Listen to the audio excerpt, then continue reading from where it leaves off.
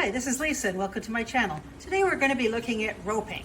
We will be looking for a rope for your saddle and the holder that holds it on, a neck rope that the rope can go through when you're roping, and a rope that we can use for roping actually as more of a prop, a useful rope.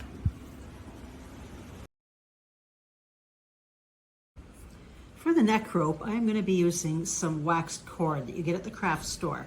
Now you can use it single, but I find that looks way too thin on the model's neck. So I'm going to cut 4 pieces, 1 foot long. And at one end of these 4 strands, I am going to tie that into a knot and work that as close to the end as possible. And tie it nice and tight. A T-pin stuck at the end of that, and then I'm going to tape it down to my surface, one that won't move. Dividing the ropes in half, we have a left twist on this, so I'm going to combine the 2 together and twist that to the left tightly until it starts to wrinkle up a little. And I'm just going to secure this end and do the exact same in the same direction, twisting left, until it's also, you can see the difference in length here.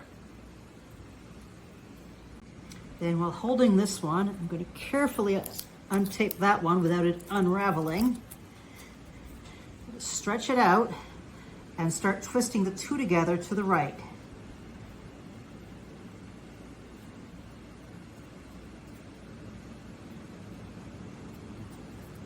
And then let it go.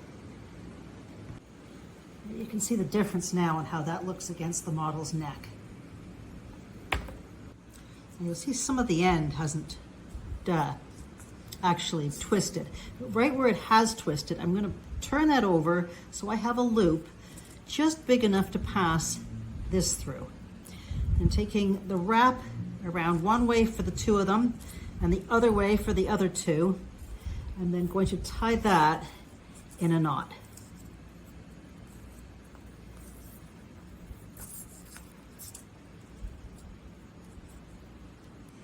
Now this length is working on my slint model, and the distance between the 2 knots is about 5 1/4 inches. You can adjust the amount that you choose to use for your model.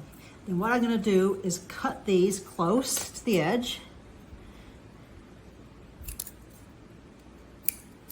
and the one at this end too. And then I'm going to apply a dot of glue to both edges and let it dry fully. I'm just going to roll some of the glue just around that knot to try to keep it nice and glued down so none of the pieces come out. But this wax thread makes it easy to keep it all together. And there is the piece. To apply the neck rope, on the right side of the model, have the round part facing down. Thread this through.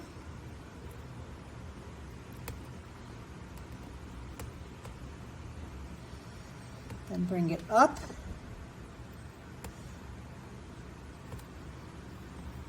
And back down through that little loop.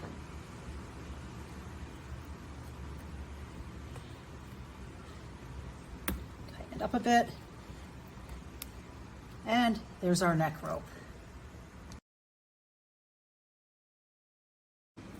Now for the leather rope holder, we're going to cut a piece of 1/8 inch leather lace, very fine. Now I'm using the Danecraft leather, which I buy pre-skived, so I don't need to do anything with it. Otherwise, make sure it's very well skived. On one end, we're going to put a little slit long enough to put another piece of this 1/8 inch leather through. Doesn't need to be too long. You can check that with a T-pin to make sure it goes all the way through, and this is going to be able to pass through it. At the other end, we're going to put a slightly longer slit, and that slit is going to have to be long enough to go over the horn of your saddle.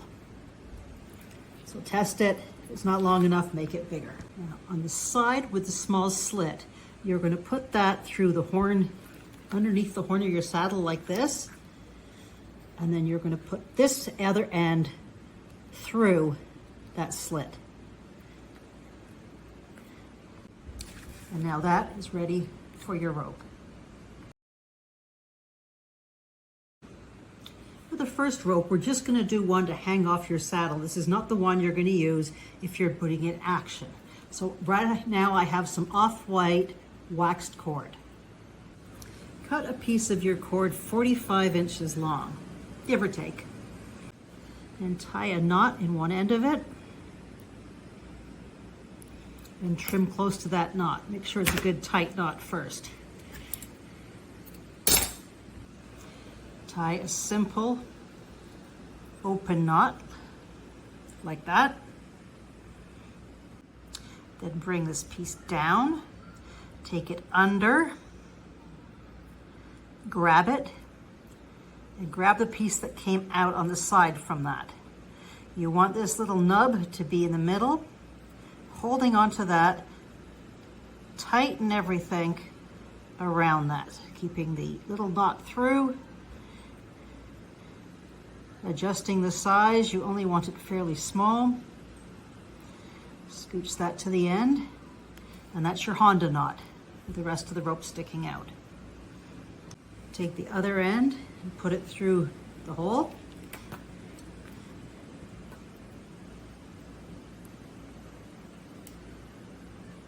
And the point of the Honda knot is it allows this to glide. That may be a little big. I could make that a bit smaller. One more time with that. You have the knot, you bring that down, poke it through, hold on to this piece at the end, and pull. I wanted a smaller one. So you have to make sure the little stopper is up.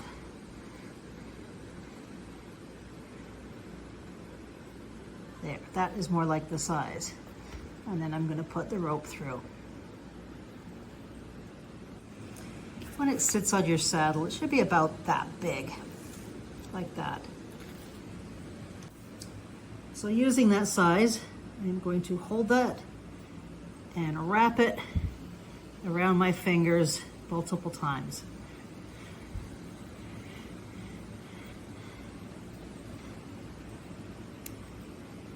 And there's my rope for the saddle. For some more detail, you can just take a little bit of thread and tie it at the end where you want the end of the rope to be. And tie that just a few knots. Trim that just a little closer to the end. I'm going to unwrap these cords at the bottom.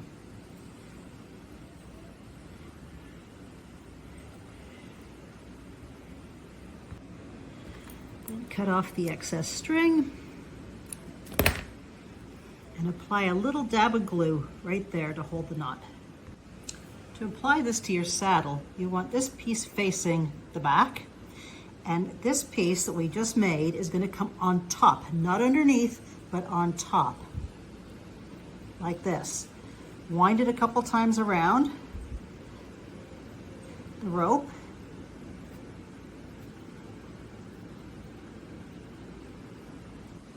Once it's wound, take this extra piece, front to back, put it over the horn. Now this is a little wider than a regular carrier, but if it was any thinner, it's going to be very hard to maintain on a model horse saddle. You can try it thinner, and there we go. There's our rope attached. For the next rope, it's going to be a stunt rope. And first of all, I want to see how long I want to use it. So I'm going to use a string and measure it from the horn with a little slag and around the cow's neck and see what that comes to. I figure that's going to be a good amount. And if you're doing tricks, you may want to figure out the same way of how long you're going to make this. So mine came to 30 inches, but I think I'm going to push it to about 36. First, we're going to prepare the core. Now, you can use a thicker wire, but if you twist wire, it is actually stronger and it's easier to work with. I'm using 26 gauge. I'm cutting 2 pieces 45 inches long. Note that's longer than what I want at the end. Next, I'm going to put these into the end of a drill. Slowly twist it in so that this 2 pieces get stuck in the end. Now I have some help here. I am going to lengthen the wire, and he's going to twist it with a drill. Once you've turned it enough in the drill, you can see how tight that is. And I've got a full piece there. Once you've done that, you can see how much more body that has to it. And just out of interest, I only lost about 4 inches in total length there, so I didn't need a full 45 inches. For 36 inches, 38 would have been fine.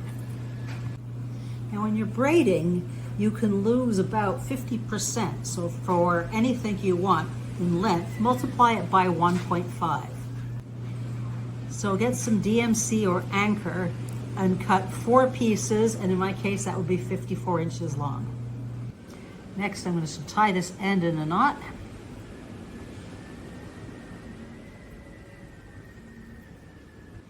And wrap the ends of the wire around it a few times to try to keep it in place. I've used the wire and wrapped it around something so I have something to pull against, and I've shortened my threads up just by wrapping them around. I have 2 on one side and 2 on the other. Now the concept here is very easy. You take the furthest one around, take it under, take it between the other 2, and back over, and now it's the bottom one. You take the other one, take it under, through between the others, and it is now the lower one. And we'll tighten that up. Again, the one from the other side at the furthest back, it goes under, through between, and it's now the closer one, and oops. And then this back one goes under, between the 2, but it is the closer one. Tighten it up. And I'll put a little image in there too so you can see it.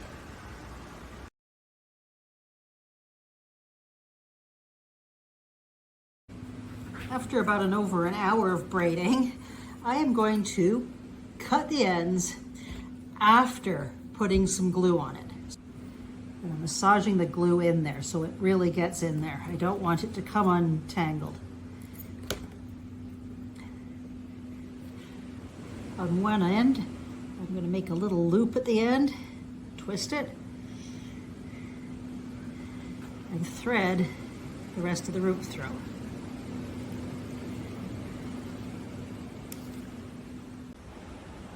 Now, depending on the wire you use and the thickness, this will hold its shape to the ability of your wire.